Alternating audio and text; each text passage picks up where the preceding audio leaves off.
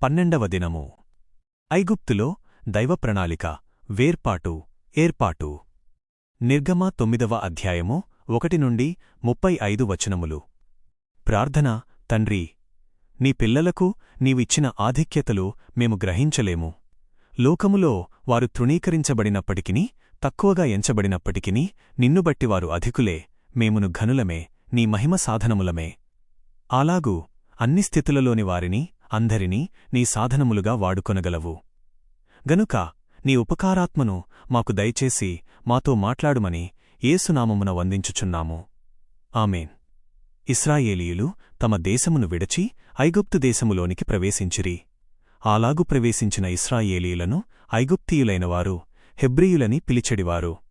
వారు ఏ మాట అన్నారో ఇప్పుడు దేవుడును ఇశ్రాయేలీయులైన వారిని అదే మాట అనుచున్నారు. ఐగుప్తు దేశము గొప్ప దేశము. వారు ధనవంతులు, విద్యావంతులు, నాగరికత కలిగినవారు. అందువల్ల వారు తమ్మును గూర్చి హెచ్చుగా తలంచెడివారు, ఇతరులను తృణీకరించెడివారు. అలాగే ఇశ్రాయేలీయులను కూడా తృణీకరించిరి. గాని ఇశ్రాయేలీయులు దేవుని వలన ఏర్పాటు చేయబడిన జనాంగమని వారు గ్రహించలేదు, గుర్తించలేదు. వారికి వారి దేశమును బట్టి, వారి ఆచారములను బట్టి, వారి దేవతలను బట్టి వారికి అతిశయమున్నది. అందువల్ల హెబ్రీయుల దేవుడైన యెహోవాను కూడా విసర్జించిరి. ఈ కాలమందు కూడా అలాగే కనబడుచున్నది.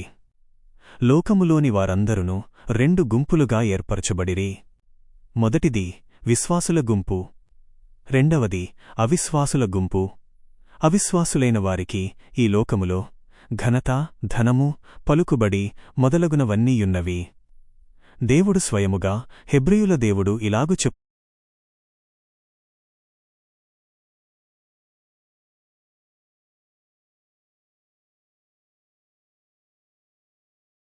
చెప్పుచున్నాడని ఫరోతో చెప్పుమని మోషేతో చెప్పెను. నా జనమును ఐగుప్తీయుల నుండి వేరుచేస్తానని నిర్గమ 8వ అధ్యాయములో యెహోవా దేవుడు చెప్పెను. అనగా ఇశ్రాయేలు జనాంగమును విడదీయుట. అలాగే 9వ అధ్యాయములో జనమే కాదుగాని ఆ జనము యొక్క పశువులను కూడా విడదీస్తానని దేవుడు చెప్పెను. అలాగే దేవుడు విశ్వాసులను అవిశ్వాసులను వేరుచేయుట మాత్రమే కాక విశ్వాసులకు కలిగిన ఆస్తిని కూడా వేరుచేయును. విశ్వాసుల యొద్ద నుండి అవిశ్వాసులకు ఏమీయూ చెందకుండా దేవుడు వేరుచేయును. హెబ్రీయులు నివసించు గోషెను దేశములోని మోషే సుకోపవాసములలోని 12వ దినము. కొనసాగింపు. ఐగుప్తులో దైవ ప్రణాళిక, వేర్పాటు, ఏర్పాటు. నిర్గమ 9:1 నుండి 35. జంతువులకు జబ్బులు రాలేదు. గాని ఐగుప్తు దేశములో నివసించు మనుష్యులకు వారి జంతువులకు జబ్బులు కలిగెను. హెబ్రీయులకు జబ్బులు లేకపోవుట వారి దేవుని కృప. ఐగుప్తులో నుండు పశువులకు మనుష్యులకు చావు వచ్చెను. దేవుడు తరుణముపై తరుణమిచ్చెను. గాని ఐగుప్తీయులు మనస్సు మార్చుకొనలేదు. ఇందులో కూడా దేవుని కృప మనకు కనబడుచున్నది. దేవుడు అవిశ్వాసులకు కూడా తన కృప చూపెను. అదివరకు మంత్రజ్ఞులు మోషే చేసిన అద్భుతములలో కొన్ని చేయగలిగినారు, అన్ని చేయలేకపోయినారు. వారు దేవుని శక్తిని చూసి భయపడినారు. అలాగే ఇప్పుడును లోకములోని అవిశ్వాసులు దైవశక్తి లేకపోయినా తమ పనులలో నెగ్గుకుంటూ వస్తున్నారు. గాని అవిశ్వాసులైన వారు రానయ్యున్న 7 ఏండ్ల మహాశ్రమలు తప్పించుకొనలేరు, సహించలేరు, తాళలేరు. ఐగుప్తులో జరిగినటువంటి శ్రమలకన్నా ఈ శ్రమలు అధికముగా ఉండును. మనిషిలో దేవుడు పెట్టినవి 2 కలవు.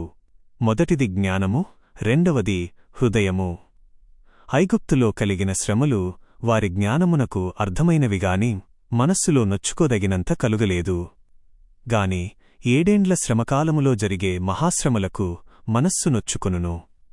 ఐగుప్తులోనున్న తెగుళ్లకు ఫరో హృదయము నొచ్చుకొనెనుగాని మారు మనస్సు పొందలేదు.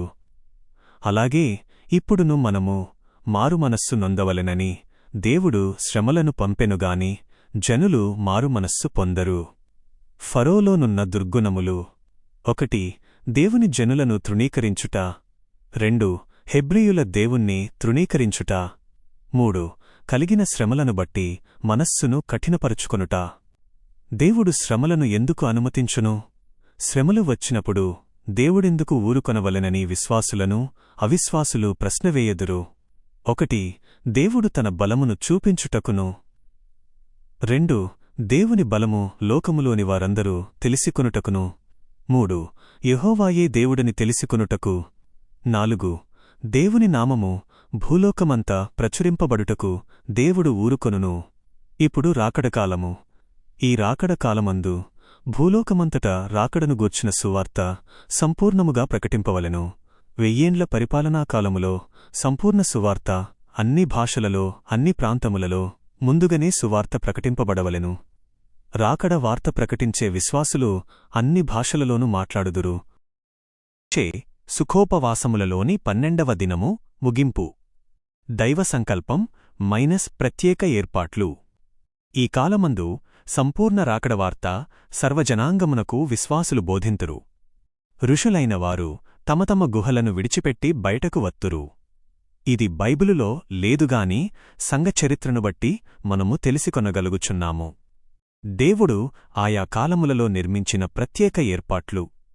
1. యూదులను ఏర్పరచుట, ప్రభువు ఈ లోకములో జన్మించుట కొరకు. 2. విశ్వాసులను ఏర్పరచుట, రాకడవార్త అంతట ప్రకటించుటకు. 3. అబ్రహాము, అట్టి విశ్వాసము అందరూ కలిగియుండుటకు. 4. మోషే, దేవుని హృదయములోనిది బయలుపరచుటకు. 5. యెహోషువ, దేవుని బిడ్డలకు దేశమును స్థిరపరచుటకు. 6. పేతురు, యూదులను దేవుని సంఘములో చేర్చుటకు. 7. పౌలు, అన్యులను దేవుని సంఘములో చేర్చుటకు. 8. యోహాను, ప్రకటన వ్రాయుటకు. 9. ఫరో, దేవుని బలమును చూపుటకును లోకమంతటా దేవుని నామము ప్రకటించుట కొరకు దేవుడు ఏర్పాటు చేసెను. రాకడకు సిద్ధపడుట. దేవుడు చివరి వరకు ఊరుకొనడుగాని కొంతకాలము మట్టుకే ఊరుకొనును. నిర్గమాకాండము 9వ అధ్యాయములో ఐగుప్తీయులైన వారు దేవుని అద్భుతములను చూచి భయపడిరి. అలాగే ఇప్పుడును అన్యులు దేవునికి భయపడుచున్నారు. కొందరు రాకడకు సిద్ధపడుచున్నారు. గనుక ఆయన మనలను ఏ పనికొరకు సిద్ధపరచెనో ఆ పని మనము చేయవలెను. రాకడకు సిద్ధపడుచు ఇతరులను సిద్ధపరచే పని మన అందరి ముందు ఉన్నది. అనగా ఆ పనియే ఆయన మనందరి కొరకు సిద్ధపరచినదయ్యున్నది. దీవెన. గనుక ఆ పనిని అందుకొని ఆయనను ఆయన రాకడను ఈ లోకమునకు కనపర్చు సూచనలుగా నేటిదిన ధ్యానమును బట్టి పరిశుద్ధాత్ముడు మిమ్ములను సిద్ధపర్చునుగాక. ఆమేన్.